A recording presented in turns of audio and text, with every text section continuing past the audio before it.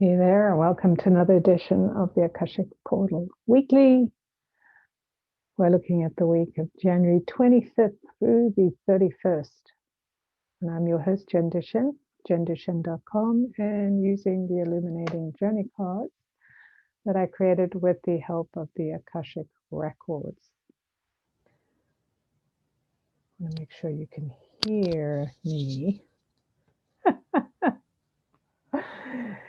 So, this is interesting because we have a full week, which is rare. It's rare to have a full final week. Usually it's broken into the 2 months, and this week it isn't significant. Of course, we also have this massive full moon on the 28th of January. There's a lot of movement, a lot of change. We have Mercury going into retrograde. So there's a lot of explosive energy, this idea of us moving into a sense of listening in new ways and taking action in new ways. So a lot of solidifying all of what we've come to in this moment. So let's see what the cards have to say. All right, so first card is the Soul Portal 8. And this card is significant for many reasons. One being that in the background, we have this powerful mountain that's been hit by lightning and being filled with the energy, the plasma of the gods, or the plasma of the galactic. And around the area is all this kind of steam that's rising. And in between that and where the golden plane is burnt land, composted land. And in the front, we have the figure, the female, moving towards us, towards what is possible. And there is a sense of determination, persistence.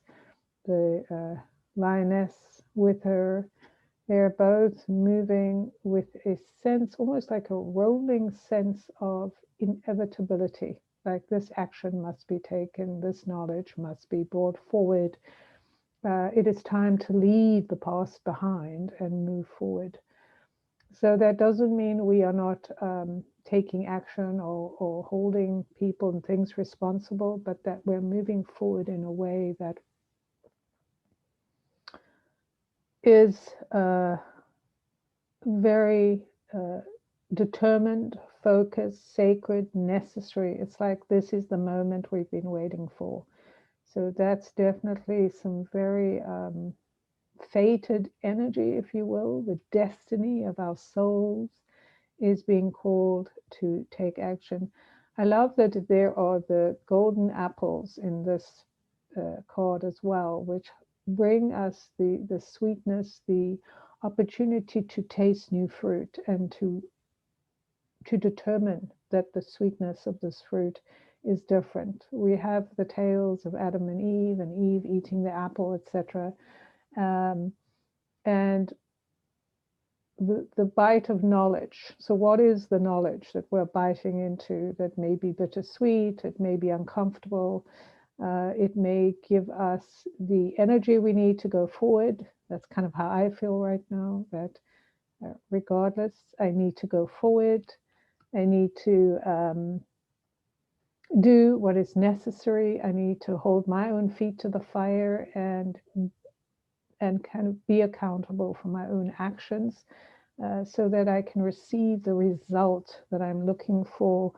And we also have the eye of intuition and the energy of the fern on the side, the sacred fern, which reminds us that things are built in, one on top of the other. The way we arrive at success is through the continued effort and persistence.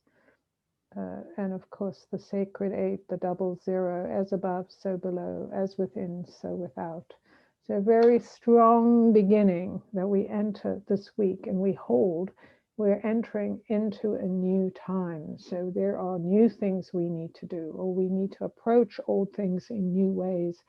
We need to, just not linger in the past telling ourselves how wrong we are, but really get into that energy of I'm moving forward, I'm taking risks, I'm doing this because I have to. It is my path.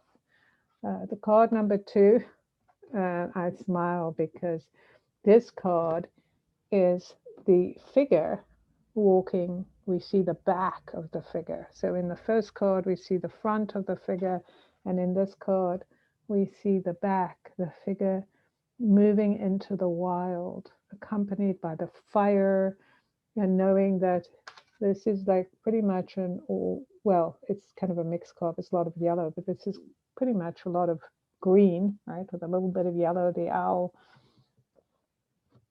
There is burnt, and here's the flame, the snake, the water, all of the things we need. So this card to me symbolizes this idea of being willing to go into the wild, into the wildness of who we are, being willing to do what is necessary to get connected to the earth.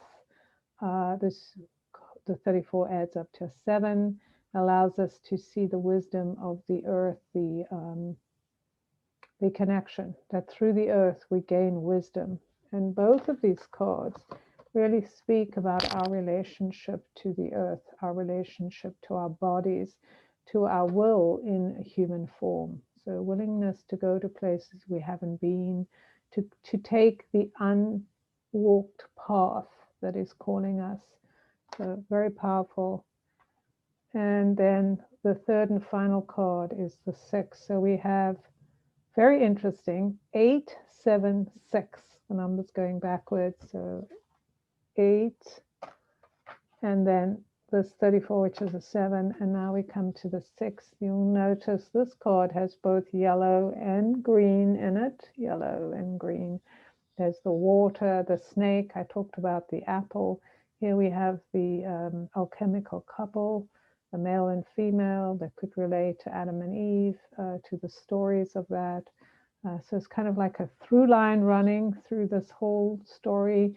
You could say this is kind of like that thing. Here's, the apple, the forbidden fruit, or whatever you want to call it, the idea of being led out of what is known into the wilderness, into the new beginning, into the new discovery, through one's own choices. Biting the apple is a choice. Coming to that place where the snake and the couple come together, finding a new sense of being connected, a new sense of balance and interdependence, where the old is not abandoned. It is fulfilling its role. However, it is not the only thing. The liquid of water from the base of their bodies, reminding us of the flow of water of change. And the snake, the connection between the two, the intuition and the action. So we have to take action in love with all of these lovely rose petals that fill the space. There's the pomegranate, there's the moon and the sun. Very powerful message to find our oneness within us so that we can be lined up to not only what we desire, but to the way we connect our intuition to activating our desire out in the world, to becoming who we are. A very powerful message for the week. And as I said, it's the 8, 7, and 6. And those 3 cards, the 8, so funny when you have to do this backwards. The 8, the 7, and the 6, the yellow, the green, the red. And our understanding that the 8 is about the success, the leadership, the bigger picture. The 7 is about our pulling out our inner wisdom and being highlighted by the energy of Source to bring us into a new awareness. And then the 6, which allows us to find the wholeness within so that we can take action. We can actually bring our ideas into being through love, through interacting with ourselves and others, nurturing ourselves into a new way of being. So it feels like a super powerful week. and being willing to take some risks this week is what I'm hearing. So this is a time to truly get clear, let the cobwebs, kind of move them out of the way so you can get super clear on what it is you're wanting to bring in and access and create from. Who are you in truth, and what is that truth? And letting that guide and glide you into what is true. So it's not just going along because it's there, but truly feeling connected to yourself, connected to this place, to this idea that you have the option, you have the permission, you have the will and desire to go forward and live and experience as you are. So that's it for me for this week, and from the illuminating journey cards. I'm wishing you an amazing week. Let me know what comes up for you when you hear this. I'd love to hear what's going on, really, because remember that this time, while it is confusing, is also illuminating. It's allowing us to see what we have not seen, do what we have not been able to do. So instead of worrying about it, overthinking it, just get on, do it, move away from what you have to move away from, and do what is necessary to align with your wholeness, your truth. And yes, I will see you again. I do have an Akashic class coming up that I'm teaching with a co-teacher in February. We're doing another one in March, the first level, how to read your own records.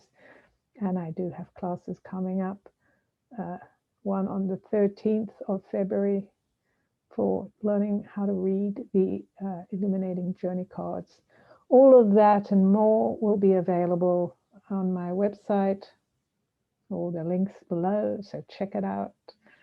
Let me know if you have questions, and I will see you next time. And you can, of course, find me at jenduchenne.com.